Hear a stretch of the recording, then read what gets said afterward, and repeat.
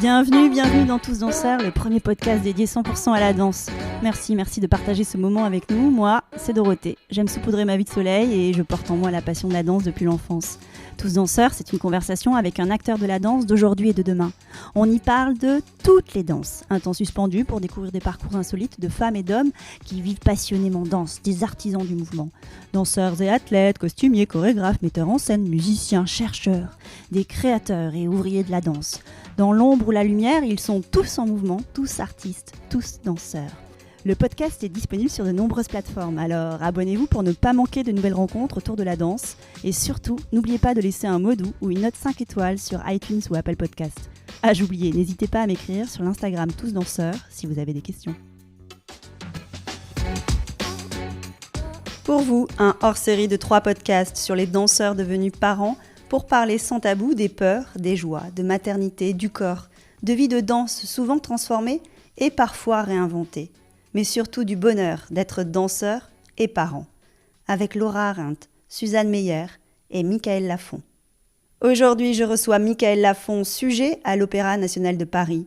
Il forme avec la danseuse étoile Myriam Houlbraham un couple de danseurs, et ils sont les heureux parents de 2 petits garçons. On l'écoute avec joie. Bonjour Michael. Bonjour. Merci d'être là, juste en face de moi, en ce lundi matin. Ouais, c'est un plaisir. Tu rentres tout juste de Guyane. C'est ça, ouais, à l'instant. On est rentré hier matin à 7h du mat, donc longue journée. Et t'avais passé combien de jours en Guyane ? On a passé une semaine complète.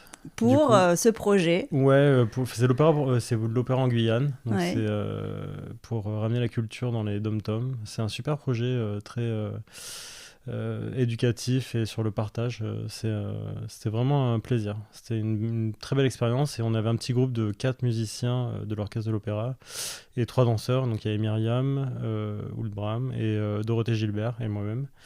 Et le groupe était juste super. On a passé un très bon moment. Et c'était ta première fois en Guyane aussi. Première fois en Guyane, ouais. Et donc là, en proximité avec les enfants, la population locale. Avec le conservatoire, la population locale. Ouais, c'était pas mal. Déjà, on a été super bien accueillis. Autant les adultes que les enfants, une très belle énergie. Ils sont tous très polis. Je me souviens, on a fait une balade dans un sentier et les gens nous disaient bonjour en nous croisant. ça marque. Et c'est plein de petits trucs comme ça, donc on a été vraiment agréablement surpris, c'était génial. Et d'emmener aussi l'opéra en dehors de l'édifice, des murs de l'opéra, ça t'inspire quoi ? C'est sympa parce que en tant que danseur et surtout en tant que professionnel, je pense que c'est un peu notre mission de partager notre parcours pour donner des vocations, pour expliquer comment ça fonctionne. Surtout en Guyane où donc, ils n'ont pas trop accès à la culture, donc c'est vraiment important, c'est une mission. Je prends ça comme une mission. Et donc j'étais assez honoré de faire cette mission. Et tu te sentais à l'aise dans l'exercice ? Ouais, j'adore. T'adores ? Ouais, j'adore parce que j'aime mon métier. J'aime aussi l'opéra. Donc du coup, j'aime ça parce que je sais que moi j'aurais apprécié. En fait, j'aime faire ce que j'aurais apprécié qu'on me fasse. Donc, c'est-à-dire partager. Moi, quand j'ai commencé la danse, je savais pas que c'était un métier. J'étais pas trop au courant des pratiques, même par rapport au sexe, le fait que les garçons sont moins représentés, alors qu'en fait non. Là dans la compagnie, on est 50-50 au niveau filles-garçons.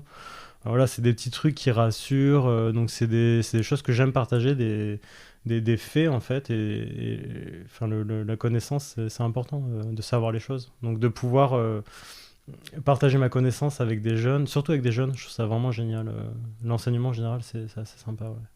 C'est des choses qui éveillent des vocations pour toi ? Ouais, c'est déjà une vocation parce que moi je donne des cours en fait à l'Hôtel Molitor depuis, je sais même plus depuis combien de temps. Je crois que ça fait 5-6 ans. Donc j'ai un cours hebdomadaire. Avant j'en avais 2. Et je fais les adultes, je fais les enfants et j'aime ça, ouais, j'aime partager et enseigner. C'est un vrai travail. C'est pas toujours facile de se faire comprendre de tout le monde, mais ce que j'aime, c'est d'essayer de me faire comprendre et de donner de ma personne et de voir le résultat derrière. C'est souvent, vu que c'est sur le temps long, on voit les choses évoluer, on voit aussi le sourire des gens après les cours, on voit le bien qu'on peut faire autour de nous, et c'est quelque chose que j'aime bien. Ouais. Alors, on t'a pas présenté. Oui, Michael je Lafont. parle. Qu'est-ce que t'aimes à coller à Michael Lafont? Qu'est-ce que t'aimes bien poser derrière? Donc enseignant, danseur à l'Opéra de Paris, sujet. Ouais, maintenant, sujet. Ouais, cette récente Alléluia. promotion. Bravo. Non, c'est génial. Ouais, merci. Ouais. Ouais, non, c'est clair, c'est agréable. Ça fait du bien. Ouais, ça fait un moment que je suis à l'opéra et que... Quelques années, ouais. Ouais, c'était depuis 2006, je dis pas de bêtises. Alors, je sais pas, 2007 sur la bio officielle de l'Opéra de Paris. Je suis pas un as des dates. Le planning et moi, ça fait 2. 97 à l'école de danse, 2007 dans le corps de ballet. Ouais, ça doit être ça. Ça semble correspondre. Et non, c'est vrai que sujet, moi, j'en ai toujours rêvé. Je vais pas mentir. Et je l'espérais plus. Voilà, on va être franc. Mais je me suis accroché et j'en ai toujours rêvé parce que pour moi, sujet, c'est vraiment ce qui me correspond à moi. C'est entre soliste et entre ballet. Et, donc ça te permet de faire les deux. C'est ce que j'aime faire, clairement. Moi, je me voyais pas étoile. C'est pas un rêve. Tu l'as eu, forcément. Si, je l'ai eu. Le rêve d'étoile. Ouais, je l'ai eu. Ouais. Je l'ai eu en étant à l'école de danse parce que c'est ce qui brille et les enfants. Puis c'est le Graal en fait quand tu rentres à l'école de danse. C'est bien d'avoir des buts aussi hyper élevés, ça permet d'aller haut quoi. C'est important de se donner les moyens d'essayer de taper le plus haut quoi. Il faut de toute manière, je pense. Il faut viser très haut pour avoir quelque chose de bien quoi. Mais là, avec l'âge, avec mes enfants, on en parlera après. Oui, parce que ça fait partie du sujet. Ouais, mais c'est vrai que non, ça me correspond pas. J'ai fait plein de trucs à côté, en dehors de l'opéra, et je sais que les solistes, enfin Myriam, elle est étoile, donc je vois très bien ce que c'est, je sais comment ça fonctionne. C'est quand même très exclusif. C'est vraiment réservé à... Ça demande une concentration, le fait d'être devant la scène sur quelques spectacles seulement, c'est exclusif, ouais. Je pense que c'est le bon mot. Et c'est trop exclusif pour moi. Moi, j'ai besoin d'oxygène. Ouais, j'ai besoin de voir plusieurs choses. Ouais. Et ça fait partie effectivement de ton parcours. Tu t'es construit comme ça assez rapidement dans ta vie de danseur. Ouais. Tu es allé butiner ailleurs et tu as multiplié des casquettes. Ouais, parce que parcours de la vie. Moi, j'ai eu un accident de moto en 2010 qui était grave. Une fracture ouverte, donc 2 ans d'arrêt. Je ne savais même pas si je pouvais redanser. Déjà, remarcher, c'était un but assez élevé d'après le chirurgien, donc c'est vrai que je suis parti d'un peu loin. Ça m'a remis un peu les compteurs à zéro, c'est vrai, j'avais 20 ans. Et donc le temps de revenir, il s'est passé 2 ans, et pendant ces 2 ans, il s'est passé plein de trucs. Donc ça a été finalement, l'accident, ça a été une étape importante de ma vie, autant en bien qu'en mal, parce qu'en mal, j'ai failli perdre ma jambe, donc c'était quand même pas top. Et en bien, parce que grâce à cet accident, je peux dire grâce, durant mes 2 ans de rééducation, j'ai rencontré beaucoup de monde, j'ai fait du sport, d'autres sports, j'ai fait de la boxe, j'ai fait de la moto sur circuit, j'ai fait beaucoup de rencontres et ça m'a vraiment ouvert l'esprit en fait. J'étais très monophasé opéra quand on est à l'école de danse. Danse et ça m'a fait sortir de ça malgré moi et au final, ça a construit ma vie quoi. Donc, comme une forme de naissance une renaissance. Renaissance. Ouais, clairement. Ouais, j'ai dû réapprendre la danse et tout, hein, donc c'était une sacrée période. Je suis retourné à l'école de danse. Et ça t'a construit différemment? Ouais, ça m'a des changé. Outils pour, j'aimais déjà beaucoup la vie. J'ai toujours considéré que la vie était short, j'allais dire, pardon, je parle anglais. Mais c'est parfait, on comprend. Non, c'est qu'on est toujours avec des anglais. J'ai toujours considéré que la vie était courte et qu'elle pouvait s'arrêter du jour au lendemain, donc j'ai toujours aimé la vie, mais l'accident m'a encore fait aimer la vie un peu plus. Et donc j'aime bien croquer partout, quoi. Je suis presque insatiable, quoi. Donc c'est multiplier les sports, ça a été aussi dans ta gestion d'interprète, d'artiste-interprète, de te construire en étant danseur, mais aussi... j'ai fait un peu de mannequinat en agence, donc j'ai fait pas mal de campagnes, du coup plein d'expériences, que ce soit à l'étranger, en France, des projets un peu fous. C'est vrai que le monde du luxe, c'est quand même c'est assez fou, quoi. Donc j'ai eu des super expériences. J'ai bien voyagé. T'as repris le chemin des études aussi récemment? J'ai fait des études. J'avais fait un premier... comment ça s'appelle? Un diplôme c'est un diplôme de coach privé en Belgique. C'est une formation américaine, donc je fais ça en 2015. Donc c'est ma première formation. J'ai toujours été avide de connaissances. J'aime bien ouais, Et sur différents aspects, parce que là, là ce diplôme que tu évoques, c'était un diplôme sur le coaching, mais là, ce que tu as fait récemment, et là, ça n'a rien à voir. j'ai fait un master en gestion de patrimoine artistique à Dauphine, donc plus économie, finance et art. Ouais, j'ai fini ça l'année dernière. C'était une année chargée l'année dernière, hein, avec le concours, le master. Et ça aussi, j'aime bien. J'aime bien être surchargé. C'est quelque chose qui me plaît. J'aime bien me surpasser un peu, clairement. Et ouais, les études, c'est chouette. Parce que là aussi, tu fais plein de rencontres, t'apprends. En fait, je trouve que d'apprendre, ça fait grandir. Et l'envie là, de superposer ces couches, d'où ça vient ? Ouais, non, mais l'idée, c'est de t'emmener où, en fait ? Tu prépares quelque partout. Ouais. Est-ce qu'il y a une forme de... J'ai envie de me préparer pour la suite. Ouais, toujours. J'ai toujours eu peur de la suite. Ouais. Je sais pas si c'est que de la peur, mais je préfère être prêt. Et clairement, oui, les formations, formation de coach, c'est parce qu'au début, ça me plaisait bien, et donc je voulais voir un peu où ça pouvait m'emmener. Et j'ai compris aussi que plus tu as le temps d'expérimenter ce que tu apprends, plus tu sais si tu veux vraiment le faire ou pas. Donc tu vois, coach, j'ai été coach, j'ai fait pas mal de coaching privé, j'en ai fait en salle. J'aime ça, mais j'aime pas ça comme métier. C'est-à-dire j'aime plus ça comme plaisir. Si j'ai du temps, j'aime bien coacher, c'est chouette. Parce que tu transformes quelqu'un, tu l'aides sur le plan personnel, psychologique, physique. Donc c'est vraiment cool. Tu fais des rencontres très personnelles aussi, donc ça me plaît.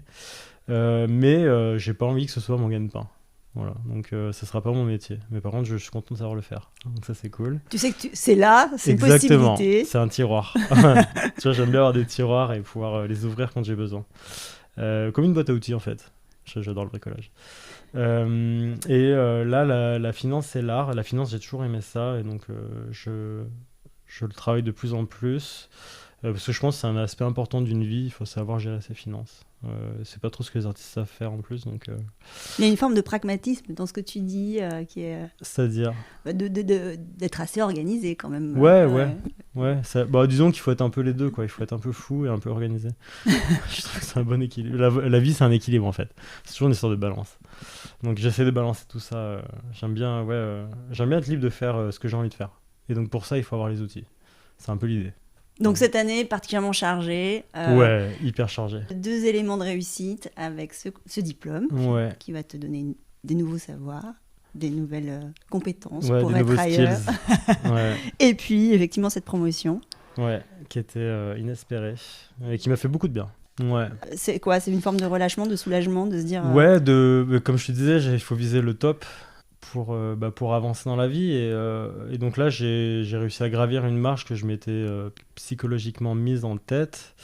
Et donc d'avoir réussi à la gravir, c'est réconfortant, rassurant. Puis j'ai des enfants aussi, tu vois, donc j'ai besoin de leur montrer l'exemple.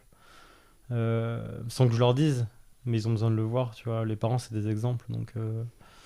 j'avais besoin non, parce que j'étais très heureux en tant qu'orifé, c'est pas le problème. Mais psychologiquement et personnellement, ça fait du bien de se dire que j'avais ce but-là au fond de ma tête et que j'ai réussi à l'atteindre. C'est aussi bien d'avoir des buts, tu vois, mais pas non plus de se mettre la pression, parce que sinon, t'es pas heureux, quoi. Mais ouais, c'est une case que je viens de cocher, quoi, donc ça fait du bien.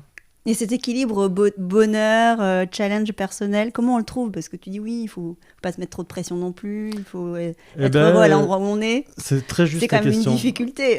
C'est vrai, hein, c'est la difficulté de la vie, ouais. Et je pense que non, c'est un choix. Faut faire le choix d'être heureux. Donc c'est pour ça il faut choisir de faire les bons choix. Enfin, si tu penses sombre, les choses se passent plutôt négativement. Tu te dis que tout est compliqué, les choses sont compliquées. Alors que tu te dis que les choses sont simples ou que tu arriveras à le faire. Si c'est pas tout de suite, c'est plus tard. C'est un état d'esprit. Ça vient pas tout seul. C'est pas un cadeau, quoi. C'est à toi de faire le choix. C'est à toi de faire le bon choix. Et moi, j'ai choisi d'être heureux. On n'a qu'une vie. Je vois, j'ai une histoire familiale compliquée. Je vois l'histoire de mes parents. Leur vie était courte, tu vois. Donc, mon père était très heureux.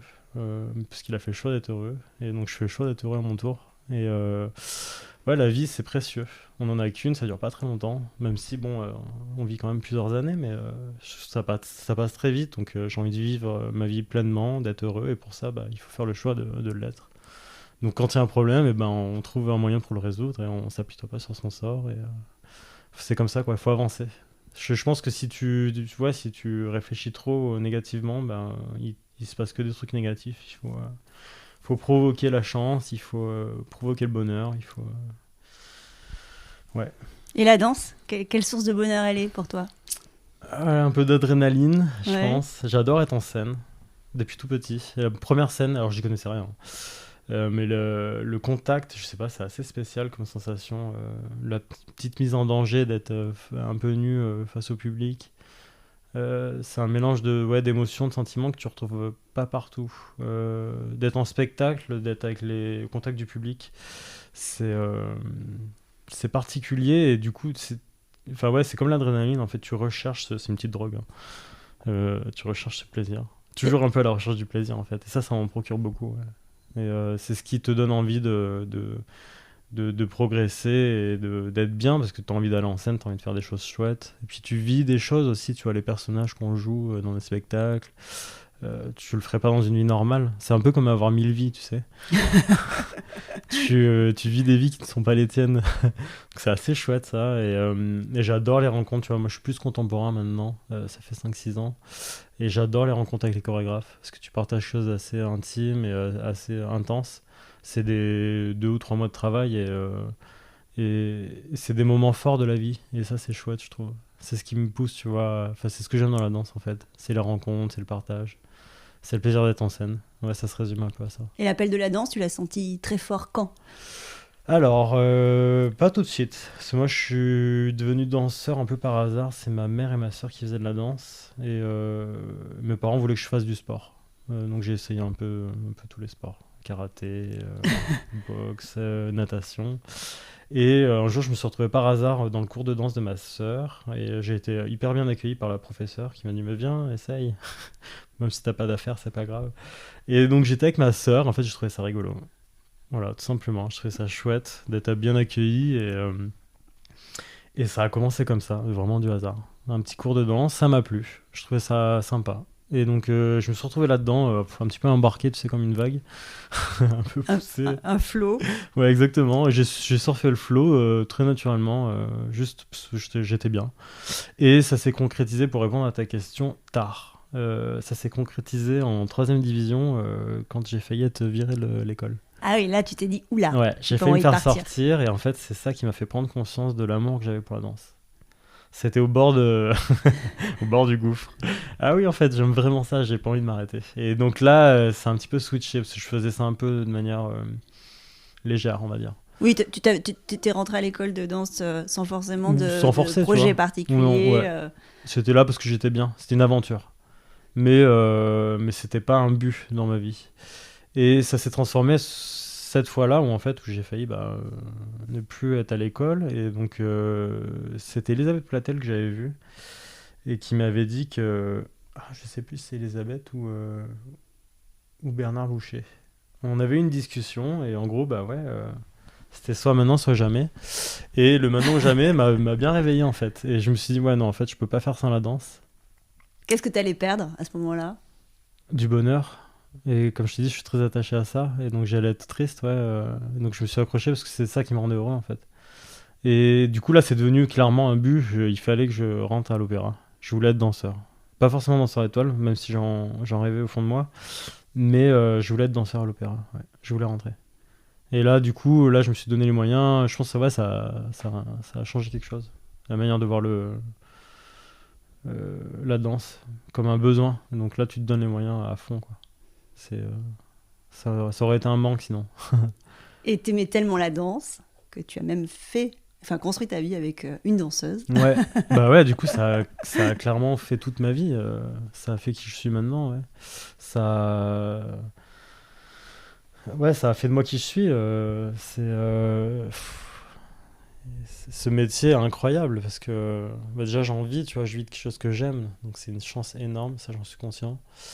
Ça m'a permis de voyager, ça m'a permis de construire ma vie actuelle et j'en suis très fier, très heureux. Je suis très bien dans mes baskets, tu vois. J'ai tout ce que j'aurais rêvé d'avoir, quoi. Donc, j'ai une famille, un toit, un métier. Un métier que tu aimes. Ouais. Donc, c'est vraiment, ça m'a tout donné. Et t'as des rêves de danse encore, là? Ouais, je rêve de continuer sur la même lancée. D'être toujours dans cette dynamique Ouais, là, récente, je suis là. bien. Franchement, c'est cool à l'opéra. Ouais. On fait des créations, je fais des rôles chouettes. Ça se passe bien. C'est vraiment le bon rythme. Enfin, j'ai pas mal de travail quand même, hein, parce qu'on bosse dur. Mais à côté de ça, j'ai quand même beaucoup de bonheur, encore une fois, à faire des créations et des productions contemporaines vraiment qui me nourrissent. Et je vais en scène comblée, quoi. Donc ouais, non, c'est une super. Enfin, j'aimerais bien que cette lancée continue le plus longtemps possible. Voilà, Tout simplement. Jusqu'à ce que ça fonctionne plus. Non, parce que tu sais, j'ai aussi la deadline du genou, parce que bon, le chirurgien, il était déjà pas très confiant sur la suite de l'opération, parce que bon, c'était une opération compliquée. Mais maintenant que je suis passé au-dessus de ça, de remarcher, de redanser, il m'avait quand même dit, enfin dans le meilleur des mondes, si jamais tu arrives à rebouger correctement, il y a un moment où ton genou il va se dégrader, quoi. Enfin, c'est normal. Et ça, tu fais attention forcément au Ouais, je fais très quotidien. attention à mon genou et en même temps, je fais tout ce que je peux faire. C'est-à-dire que j'essaie de pas me limiter trop, quoi, pour pouvoir profiter à fond. Mais je suis quand même conscient que il s'use et qu'à un moment, bah, il m'avait parlé de prothèse, donc il y a peut-être un moment où mon genou va cesser de fonctionner, quoi. Donc, Tu vis avec cette échéance et ouais. donc tu savoures à C'est, tu peine. sais, comme Ouais. l'épée de Damoclès. Tu savoures pleinement chaque instant. Ouais. Et donc, bah, ça arrivera un jour, et je sais pas quand. Pour l'instant, ça va, mais oui, le jour où ça arrivera, ça va forcément changer des choses. C'est pour Donc, ça qu'il y a ce besoin aussi de ouais, dire, clairement. ouais, de C'est lié. multiplier les savoirs Ouais. et Parce que bah, le jour où ça s'arrête, il faut quand même. se réinventer Ouais, il faut ailleurs. rebondir. Ouais. Et il vaut mieux rebondir vite. C'est bon. Ça peut vite, tu sais, tu peux passer d'un chemin très agréable et paisible à quelque chose de très tortueux et très compliqué. Donc je préfère être armé, ouais, clairement. D'où les formations, c'est clairement ça. Ouais. Donc, on est là aujourd'hui pour parler aussi d'un sujet très spécial. Tout à fait. Donc, j'avais commencé à l'effleurer Ouais, on en a un petit peu parlé. en disant que tu formes un couple avec avec une autre Myriam. avec Myriam, Ouais. avec une autre danseuse de l'opéra. Depuis quelques années, vous êtes les heureux parents de 2 enfants. Ouais, ça fait un moment qu'on est ensemble. Ouais. Et maintenant, ouais, 2 enfants, Antoine et Ryan, 4 ans et 9 ans. Parce que c'est aussi ce sujet qu'on avait envie d'explorer ensemble, c'est comment être parent quand on Ouais. est danseur. Vraie question. Voilà, parce qu'aujourd'hui, dans la troupe de l'Opéra de Paris, par exemple, il y a 154 Ouais, à peu danseurs, près, je crois. ouais. Il y en a, enfin, tu as le Si, chiffre. moi j'ai le même. Ah, t'as le même, 154. alors on a le même chiffre, c'est bien. Et est-ce que Je sais pas s'il est mystique ce chiffre ou s'il est réel. Est-ce que c'est un fake chiffre ou si c'est... Je sais pas. Et est-ce que tu connais la proportion de parents ou de énormément, mamans danseuses, tu vois, dans la compagnie? Ouais, ça a énormément augmenté ces dernières années. La proportion, je la connais pas, mais À je peu dirais près, qu'il y tu a un vois. bon 20%. Ah, quand même, Ouais. 20% Ouais, de la c'est troupe. peut-être beaucoup, tant quand même. Non, peut-être, bon, allez, on va dire entre 10 et 20%. Ok. Ouais, parce qu'on est quand même plusieurs parents maintenant. C'était pas trop le cas avant, quand même. Hein. Ouais, tu sens qu'il y a des choses qui ont évolué à ce Ouais, il y a niveau-là? plein de choses qui ont évolué. Ouais, tu Et sens ça en les fait changements. partie, ouais. Parce que c'est aussi ça, le sujet qu'on a envie d'aborder, c'est comment être parent en étant danseur, ou comment être danseur en étant parent. Ouais, C'est un peu il y a le point de vue féminin et masculin de la question, c'est-à-dire qu'une danseuse qui désire être parent, elle va devoir être enceinte et du coup mettre un peu en parenthèse, je pense que tu as déjà abordé le sujet ou peut-être pas. Hein, mais, Ça fera partie des podcasts d'accord. qu'on va explorer justement, c'est Mais- ce que ça implique dans son corps aussi, le fait Ouais. d'être maman. Pour l'avoir vécu d'un œil extérieur, il y a un vrai impact sur la carrière, sur le moment de ta carrière. Donc c'est différent pour un quadrille, un coryphée ou une étoile, tu vois. Et donc ça met entre parenthèses la vie d'une femme pendant 1 an, parce qu'elle est là pour son bébé, donc physiquement et mentalement. Et donc tu peux pas danser pendant cette période. Et donc et il y a le post-partum aussi. Donc ça implique vraiment des changements et donc ça se fait pas comme ça. Et maintenant, en tout cas à l'époque, je sens me vieillir de dire ça. Et, À l'époque. il y a 10-15 ans, c'était pas trop. La danse était prioritaire sur la vie de famille. Donc une danseuse allait d'abord penser à son métier avant de penser à sa vie de famille, sauf exception, parce qu'il y en a quand même eu, mais assez peu quand même. Et maintenant, j'ai la sensation, et de ce que je vois aussi, que le désir d'être parent est plus fort que la simple carrière de danseuse.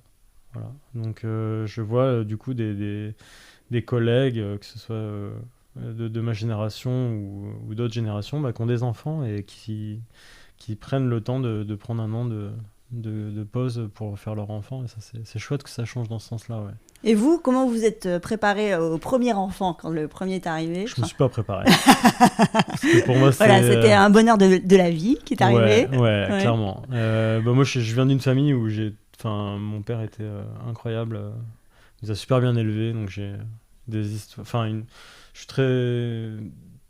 J'ai eu beaucoup de chance, je trouve, d'être élevé dans cette famille. Et donc, je pense que j'ai voulu reproduire ce bonheur. Et j'ai toujours voulu, dans un coin de ma tête, encore une fois, c'est comme la coche sujet. J'avais envie d'avoir des enfants, je savais pas quand ni avec qui, mais je savais que j'aurais des enfants un jour. C'était un de mes souhaits, et donc ça arrivait avec Myriam. Et pour moi, non, je me suis pas préparé parce que je savais que ça allait arriver un jour, et puis pour moi, c'est naturel. C'était vraiment, ouais, c'est normal, c'est la vie, quoi. Donc j'ai pas. Et Myriam, elle avait aussi la même légèreté par rapport à ce sujet ou... Non. non. Il fallait que tu la convainques. Pas du tout. Alors, Myriam, elle a eu l'horloge biologique à 30 ans, elle s'est réveillée, elle dit je veux un enfant. Voilà. Clairement, c'est un truc qui est arrivé à 30 ans, et puis on n'a plus démordu. Elle m'en a parlé tout le temps jusqu'à ce que ça arrive. Et vous n'avez pas eu peur que ce soit un frein à votre chemin de danseur à tous les deux? Non, il n'y a pas eu ce sujet-là. Pour Myriam, non, parce qu'elle a eu vraiment le besoin d'avoir un enfant. Donc elle avait déjà fait son choix, donc personnellement, elle était prête. Et moi, ça n'a pas été un frein, je me suis même pas posé la question de la carrière, en fait. C'est même pas rentré dans l'équation. Myriam, elle s'est arrêtée combien de temps pour la première grossesse?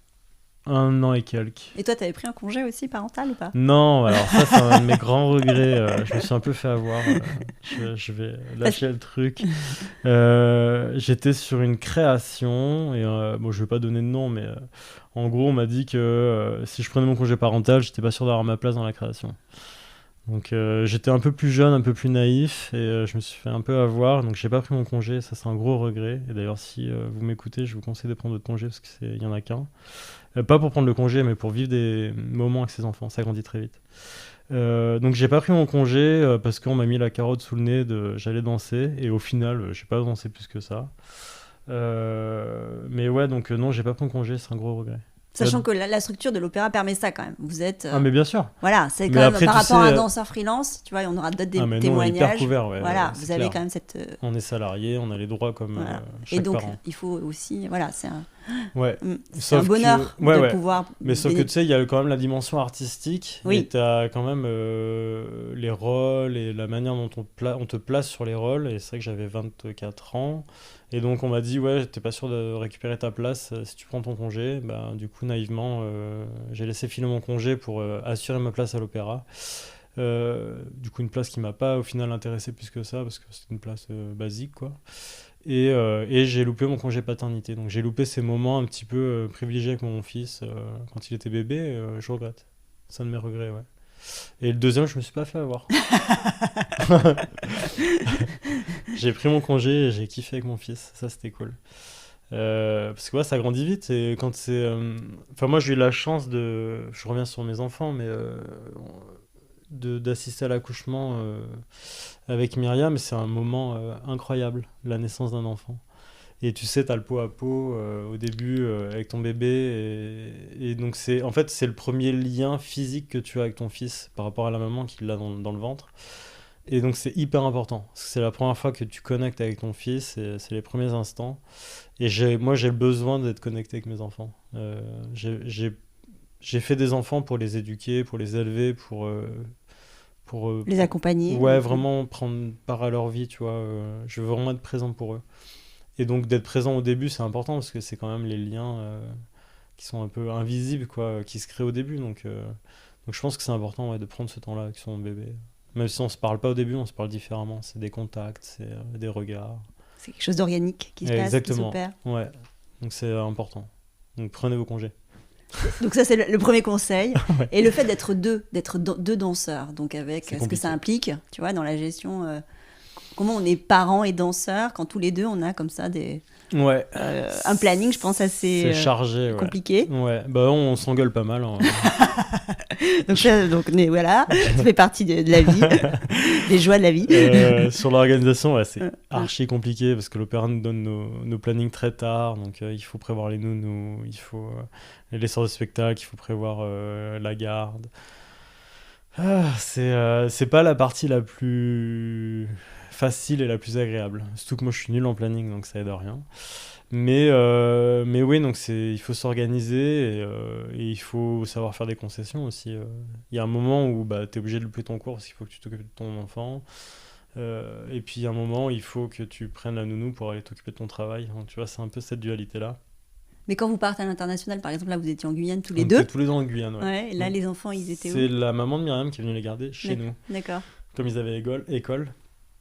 Donc elle est venue à la maison, elle les a gardés pendant la semaine, là, elle les a déposés, elle a remplacé notre rôle en fait de parents.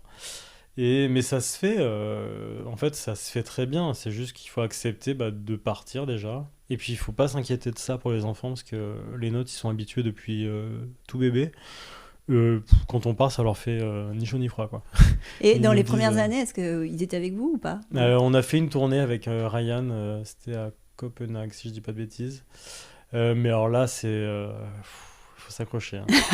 Parce qu'entre la fatigue de la tournée, le travail et du coup les nuits où tu dors pas beaucoup quand même, c'est intense quoi. Parce qu'il y a aussi ça, parce qu'on est quand même sur un métier physique. Ouais. Où tu as quand même l'impact de ce que vous faites sur le physique. Et du coup, tu as l'impact de ta vie familiale. Ouais, sur des premières années qui physique. sont quand même.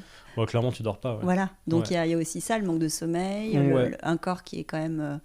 Tu fatigues, dans l'exigence du corps de tous les jours. Ça implique du coup des changements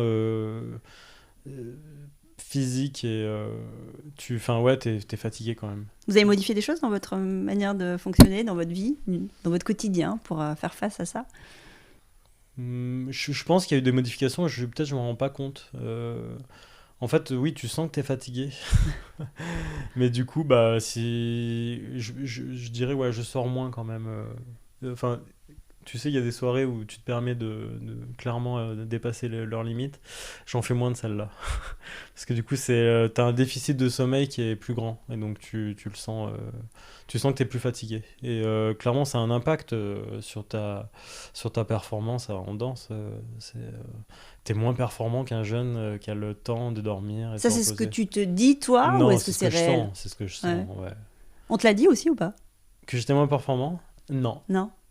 Mais je sais pas. Est-ce que le regard a changé sur le fait que... De la part des chorégraphes, des chorégraphes ouais. Non, ils sont. Tu sens quand même que ceux qui ont des enfants, et quand tu leur dis que tu as des enfants, ou alors même ceux qui n'ont pas d'enfants, quand tu dis que tu as des enfants, ils font ah ouais. Enfin, tu vois, il y a une sorte de. Ok, ça doit être dur quand même. Ils sont compatissants, on va dire. Non, j'ai pas eu une remarque négative. Mais clairement, personnellement, je sens que je suis plus fatigué. Enfin, tu vois, il y a plein de concours que j'ai préparés avec des nuits blanches avant, quoi. Enfin, même quand j'ai eu Ryan, j'ai préparé le concours à cette période, donc c'était en même temps, sa naissance et le concours. J'avais à peine le temps de déjeuner, je prenais ma banane au cours, quoi. Et ça faisait rire mes collègues, parce qu'ils me voyaient avec des cernes énormes, la banane à la main, en train de prendre ma barre. Enfin, tu vois, ça change quand même la vie. Quand t'as une famille, c'est quand même, t'es obligé de partager ton métier et ta famille, ouais. Donc ça change forcément. Et comment on résiste à tout ça? T'as pas le choix. Ouais. Ouais, t'as pas le choix. T'es obligé de... C'est soit t'acceptes de résister, soit tu lâches, quoi. Et dans ce cas-là, t'es moins présent à l'un ou à l'autre. Mais pour moi, c'est hors de question de faire une concession. J'ai envie d'être autant... Forcément, je suis présent différemment à l'opéra ou avec mes enfants. Mais tu es obligé de trouver des concessions et un juste milieu. Je parlais de balance tout à l'heure, alors il y en a une autre. C'est la balance entre famille et travail, quoi. Tu es obligé de trouver ton équilibre. Ça se crée naturellement quand même. Ça se fait tout seul, quoi. Et il y a eu des choix entre toi et Myriam qui ont dû être opérés pour faire en sorte que vous soyez aussi présents. Ouais, bien sûr. Ouais. Il y a une organisation qui s'est faite naturellement. Myriam, elle est étoile déjà, donc moi je suis dans le ballet, donc on n'a pas le même fonctionnement. Moi je fais beaucoup de spectacles, beaucoup de répétitions, donc je suis peu présent de base. Myriam, elle est étoile, donc elle a des demandes particulières à des périodes particulières. C'est-à-dire qu'elle va avoir une période très intense pendant 2-3 semaines et des périodes quand même beaucoup plus calmes sur le reste du temps. Donc c'est vraiment par épisode, alors que moi c'est constant quasiment tout le temps. Donc déjà, tu vois, ça donne un petit peu une indication. Et donc nous, notre organisation, je dépose tous les matins mes enfants à l'école. Donc le matin, c'est moi qui gère. Et Donc ce matin, c'était toi là. Et non. Ah non. Donc, comme je me suis fait voler la trottinette. Ah oui, c'est vrai, il y a cette histoire de Myriam qui les a trottinette. déposés. Non, ce matin c'était Myriam. Mais les 95% du temps, je dépose les enfants. Donc elle m'aide à les préparer. Et moi, je les amène à l'école. Je reviens à la maison. Et Myriam, comme elle finit souvent plus tôt, les récupère et fait plutôt les soirées. Donc tu vois, on a déjà cette organisation matin-soir. On se partage comme ça. Et pour les nuits, par exemple, quand ils étaient bébés, Myriam faisait la première partie de nuit et moi je faisais plus la deuxième partie de nuit. Parce que j'ai moins de mal à me lever, je suis plus insomniaque qu'elle, donc je faisais vraiment la partie profonde de la nuit et du coup elle reprenait le relais le matin. En fait, on se partage les tâches, on se répartit pour être le plus efficace possible. Ça, c'est bien. Ouais. On sent que Sauf le planning. Vu que je suis nul, Myriam s'occupe du planning et s'arrache les cheveux. Ok. Et donc, tu parlais aussi du corps du femme qui est empêché pendant la grossesse, en tout cas en fin de grossesse, et puis après le congé maternité. Ouais. Ça fait quelques mois d'arrêt quand même, Ouais. dans un corps qui est censé danser tous les Ouais. jours. Toi, tu as joué un rôle. Tu as accompagné Myriam aussi sur ce sujet-là, non? Tu l'as pas aidé à récupérer, à revenir. J'ai fait un diplôme. Voilà, tu étais coach. Ouais. Donc, tu as fait Peu, Est-ce qu'il y avait cet objectif-là aussi dans le coaching quand tu as développé cette nouvelle skill? Tu avais envie aussi Pas spécifiquement pour Myriam ou pour les danseuses en retour de grossesse, mais clairement, il y a eu on en avait parlé parce que ça faisait partie du sujet.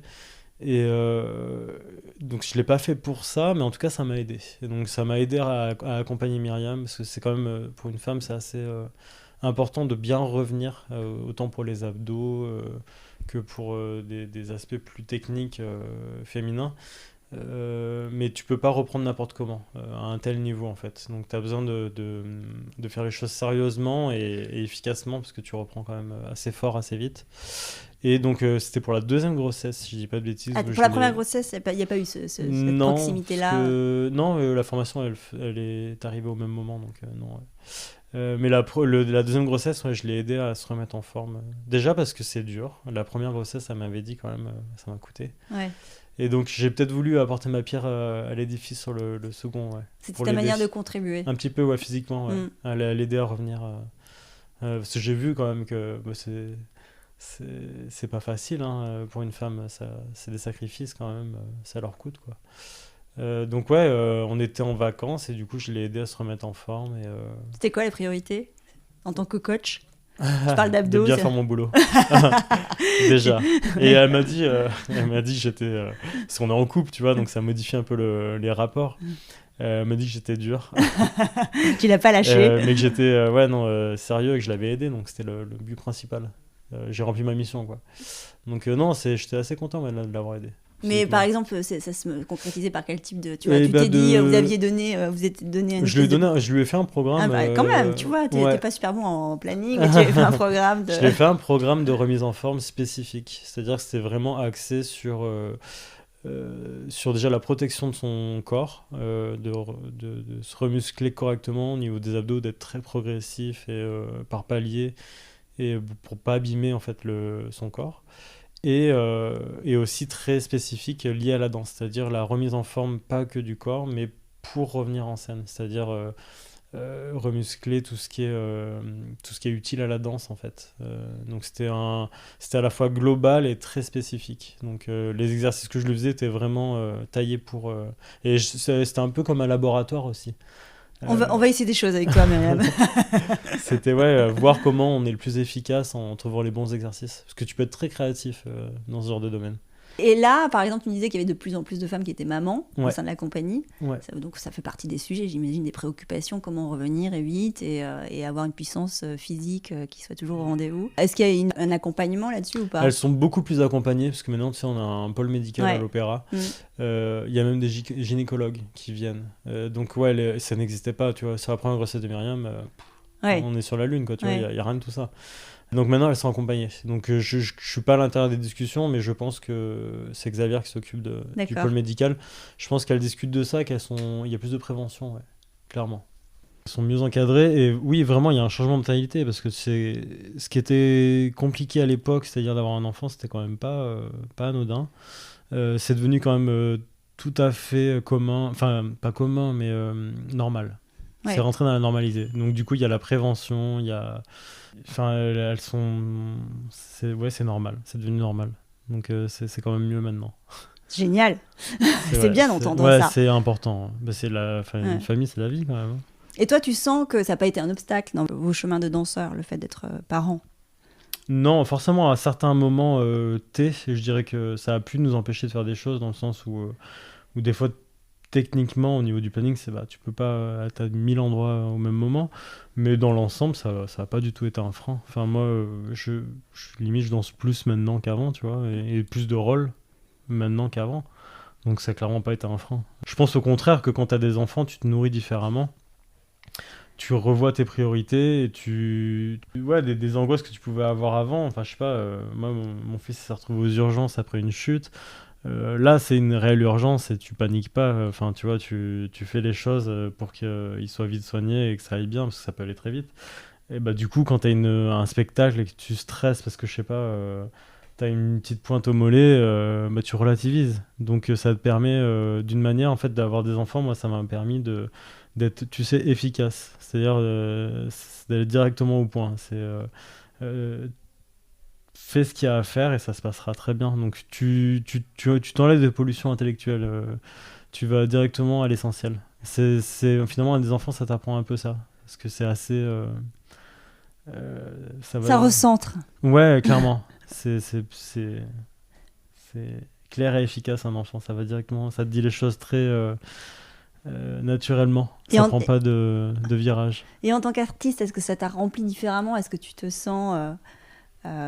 je sais pas, donc là tu parles effectivement de te recentrer sur l'essentiel, mais aussi il y a aussi le regard de l'artiste sur son travail de danseur-interprète. Est-ce que le fait d'être parent, ça t'emmène à d'autres endroits? C'est une bonne question. Forcément, je pense que oui, ça joue sur ta personnalité parce que de devenir parent, tu changes. Tu apprends des choses en fait avec tes enfants et tu apprends sur toi-même en fait. C'est par exemple quand tu rentres du travail et que tu es fatigué et je te raconte une histoire qui s'est passée et que ton fils a pas bien fait ses devoirs et que tu te retrouves du coup à t'énerver contre lui parce que d'une t'es fatigué et de deux il a pas fait son travail, donc tu vois c'est un prétexte et tu te rends compte que finalement tu t'es un peu trop énervé par rapport à ce que tu aurais dû parce que tu étais fatigué. Donc, et quand tu te rends compte de ça, en fait, tu t'apprends sur toi-même parce que du coup, tu te rends compte des réactions que tu peux avoir liées à la fatigue ou à tes angoisses ou à des événements qui se sont passés dans la journée. Et des fois, tu les répercutes sur tes enfants. Et donc, tu vois, c'est en ça que tu apprends à mieux te connaître. Et l'éducation aussi, ça te fait poser beaucoup de questions. Je me pose des questions tout le temps. Tu vois, est-ce que ce que je fais, c'est bien? L'exemplarité, être un modèle, c'est ce que tu disais tout à Ouais, l'heure. c'est important. Ouais. Et du coup, parce que tes enfants, tu les façonnes. C'est un peu comme de la poterie, quoi. Il y a ce qui est induit, ce qui est... Ouais, c'est ça. Mm. Et donc, tous tes actes et tout ce que tu dis, tous tes gestes, ça a une conséquence et une répercussion sur leur avenir. Et donc, je me pose tout le temps des questions sur est-ce que je fais bien et qui je suis au final, tu vois, parce que c'est moi qui leur dis quoi faire. Et qui je suis pour leur dire quoi faire, tu vois. Donc, ça te fait te poser des questions et du coup tu te connais mieux et donc je pense qu'en se connaissant mieux tu peux donner des sentiments et des émotions différentes dans tes personnages. Du coup tu vois tout ça ça a un impact. Une meilleure connaissance de soi, c'est ce que tu dis. Ouais, je pense. Ouais. Enfin si tu te poses des bonnes questions. Et tu participes à leur réveil artistique ou pas? C'est quelque chose qui est important pour toi, Ouais, bah déjà pour oui. toi. On a la chance d'avoir l'opéra comme maison, donc on y va souvent, on va voir beaucoup de spectacles, divers et variés. Par exemple, moi, tu vois, petit, j'avais pas accès à la culture, j'étais à la campagne, c'était d'autres plaisirs, on va dire. D'autres nourritures. Ouais. Exactement. Ouais. Et donc là, nous, on a accès à ça. Donc ouais, par exemple, on va faire des musées. Tu vois, j'ai fait ma formation, donc on fait des expos. J'essaie de les cultiver et de partager des moments avec eux, en fait. Et c'est vrai que d'aller à l'opéra, voir des spectacles et de voir que ça leur plaît, c'est génial. C'est une chance. C'est vraiment une chance. Donc j'essaie de leur faire profiter un maximum. Ça, c'est vraiment bien. Et la danse ? Et la danse, donc ouais, pour l'éveil artistique, on les... Clairement, Myriam et moi, on est d'accord là-dessus. On les pousse pas. C'est-à-dire qu'on leur dit pas, bah tiens, va prendre un cours de danse. Par contre, s'ils nous demandent, on sera derrière. C'est-à-dire que s'ils veulent faire de la danse, bah, ils feront de la danse et on leur donnera tout ce qu'on peut leur donner pour en faire. Parce que bon, on est quand même dans le sujet, donc ça peut aider. Mais non, l'idée, c'est qu'ils fassent vraiment ce qui les passionne, qu'ils découvrent leur passion eux-mêmes. Mais par contre, tu vois, ils nous voient danser, donc ça influe quand même sur eux, parce que des fois, Myriam, elle travaille à la maison sur vidéo, donc ils voient de la danse en vidéo, ils en voient à l'opéra, ils nous ont vu danser, enfin, tu vois, ça fait partie quand même du quotidien, et ils savent très bien ce qu'on fait, quoi. Et donc des fois on met de la musique à la maison et ils improvisent.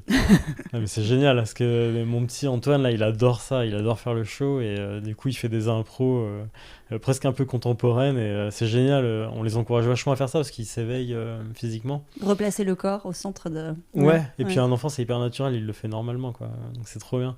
Et moi qui fais aussi beaucoup de gaga, beaucoup d'improvisation, quand je vois mon fils en faire, je suis là, ouais c'est cool quand même. Tu vois que c'est très naturel, il n'y a pas de chichi quoi, et c'est génial parce que du coup tu mets la musique et pendant une demi-heure il va danser dans le salon et même des fois tu parles, il te dit non tais-toi, regarde, comme un spectacle quoi. Et donc ouais, ça on les pousse clairement, mais pas tu vois dans l'optique de devenir danseur, mais c'est juste de prendre plaisir à danser parce que finalement la danse c'est ça, c'est du plaisir, et donc c'est vraiment tu vois, tu reconnectes à l'essentiel et donc je suis trop heureux de les voir danser pour le plaisir. C'est-à-dire t'as de la musique, tu danses et voilà, et tu kiffes. Bon, on va en conclure sur ça, je crois que c'est bien. Ok. Merci infiniment, Mickaël, pour ce moment avec toi. Tu veux rajouter quelque chose, des petits mots, des grands mots ? Non. Non, c'est bien ? Ouais, bon. J'espère que ce témoignage aidera. Voilà. Des parents devenir, ou qui le sont déjà. Mais je pense que ouais, le mot peut-être à retenir, ouais, c'est que c'est pas un frein et que c'est que du bonheur. Voilà. Merci Mickaël. Avec plaisir. Salut, ciao ciao. Voilà, clap de fin, à très vite pour refaire danser les mots ensemble le temps d'une conversation. Merci d'avoir passé ce moment avec nous et n'oubliez pas, nous sommes tous danseurs. Le podcast est disponible sur de nombreuses plateformes, alors abonnez-vous pour ne pas manquer de nouvelles rencontres autour de la danse et surtout, n'oubliez pas de laisser un mot doux ou une note 5 étoiles sur iTunes ou Apple Podcasts. Ah, j'oubliais, n'hésitez pas à m'écrire sur l'Instagram Tous Danseurs si vous avez des questions.